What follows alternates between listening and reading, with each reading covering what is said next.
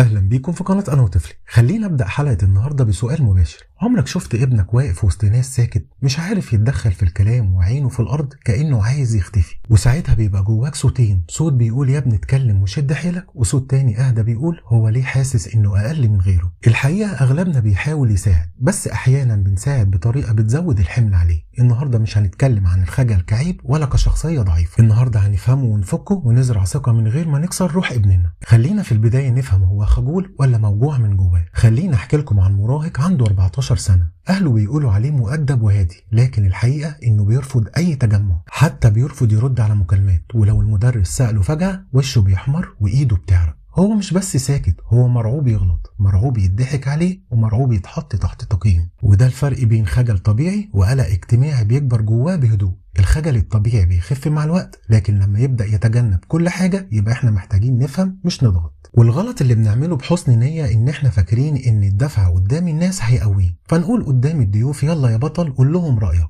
مالك ساكت كده ليه؟ انت طول عمرك كده. بالنسبة لكم دي جمل عادية، لكن بالنسبة له فضيحة. كل مرة بيتحط تحت الضوء وهو مش جاهز، مخه بيسجل تجربة فشل جديدة، والثقة بتتاكل سنة ورا سنة. تخيل ابنك واقف قدام المراية قبل ما ينزل المدرسة، بيبص لنفسه شوية وبيعدل هدومه، وبعدين يقول في سره يا رب النهاردة محدش يلاحظني، مش يا رب أكون مميز، مش يا رب أجاوب صح، ومش يا رب أبقى واثق، لا يا رب محدش يلاحظني. تخيل الإحساس ده، أكبر أمانيه إن اليوم يمر من غير ما يتحط تحت الضوء. ساعتها هتفهم إن الموضوع مش دلع ولا ضعف شخصية، ده خوف محتاج أمان. والحقيقة اللي لازم نفهمها إن المراهق الخجول غالبا بيبقى حساس بزيادة، وبيفكر في كل كلمة قبل ما يقولها، وبيحلل نظرات الناس، وبيخاف من الرفض. يعني مش ضعيف، ده عنده وعي اجتماعي عالي بس مش عارف يديره. ولو تعاملنا معاه صح، الولد ده ممكن يبقى أعمق شخصية في المكان. كمان الثقة مش بتيجي لما نقول خليك واثق، الثقة بتيجي لما يحس إن في حد شايف خوفه ومش بيهينه عليه. بدل ما تقول مالكش شخصية، قول أنا شايف إن الموقف ده كان صعب عليك، تحب نحاول نفهمه سوا.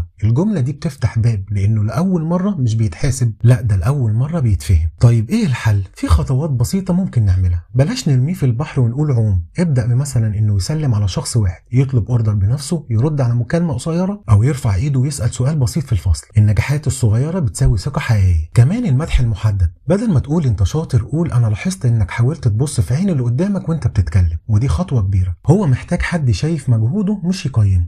واهم تحذير، بلاش المقارنه. بلاش نقول له بص لابن خالتك، بلاش نقول صحابك اشجع منك. المقارنه عند المراهق الخجول بتترجم لجمله واحده انا ناقص، واحنا مش عايزين نزرع النقص جواه. وفي النهايه تخيل ابنك بعد 10 سنين واقف قدام الناس بيتكلم بثبات وعارف قيمته. الثقة دي مش بتيجي من ضغطك، هتيجي من إحساسه إنك كنت ظهره مش حمل عليه. وكمان ابنك مش محتاج تتحكم فيه، هو محتاج تطمنه. الخجل مش نهاية، الخجل أحيانا بداية لشخصية عميقة جدا. ولو زرعت له أمان هيطلع لك قوة، ولو ضغطت عليه هيطلع لك انسحاب. الاختيار في إيدك أنت. وما تنسوش تشاركونا في الكومنتات لو عندك مراهق خجول، اكتب لي في التعليقات أكتر موقف بيتوتر فيه ابنك إيه. ولو الفيديو لمسكم اعملوا لايك واشتراك في القناة، وشاركوا الفيديو مع أي حد ممكن يستفيد. واشوفكم على خير الفيديو اللي جاي.